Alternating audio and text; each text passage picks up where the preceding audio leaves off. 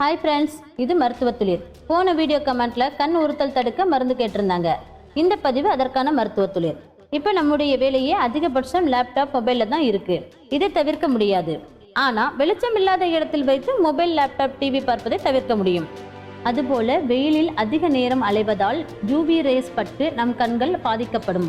Riding பண்ணும்போது அதிக புகையாலும் தூசியாலும் கண் உறுத்தல் ஏற்படும். அந்த நேரத்தில் நாம் கூலிங் கிளாஸ் போடுவது நல்லது.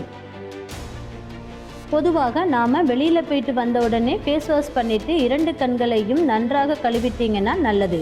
கண்ணுக்கு குளுமை தரக்கூடிய உணவுப் பொருட்களான வெள்ளரிக்காயை வெட்டி கண்ணுக்கு மேல் 10 நிமிடம் வச்சிருந்தோம்னா கண் எரிச்சல் நீங்கும். பின்பு டெய்லி கருவேப்பிலை ஜூஸ், கேரட், பப்பாளி சாப்பிட்டு வர நமக்கு விட்டமின் ஏ சத்து கிடைக்கும்.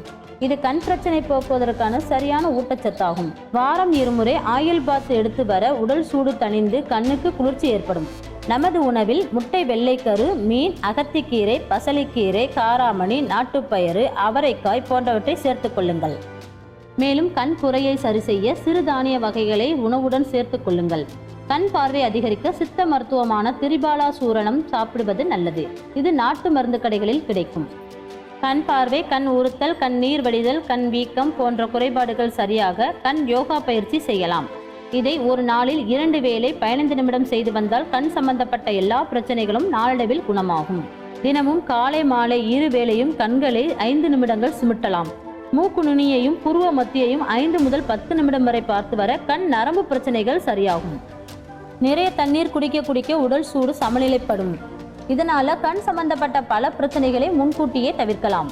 இதுவரை நம்ம பார்த்த எல்லாவற்றையும் உங்க அன்றாட வாழ்க்கையில் செய்து வர கண்களில் உள்ள குறைபாடுகளான கண் உறுத்தல், கண் புரை, தூரத்து பார்வை, கிட்டத்து பார்வை, கண் பிரஷர் போன்ற பாதிப்புகளிலிருந்து நம்மை பாதுகாக்கலாம். வருமுன் காப்பதே நல்லது.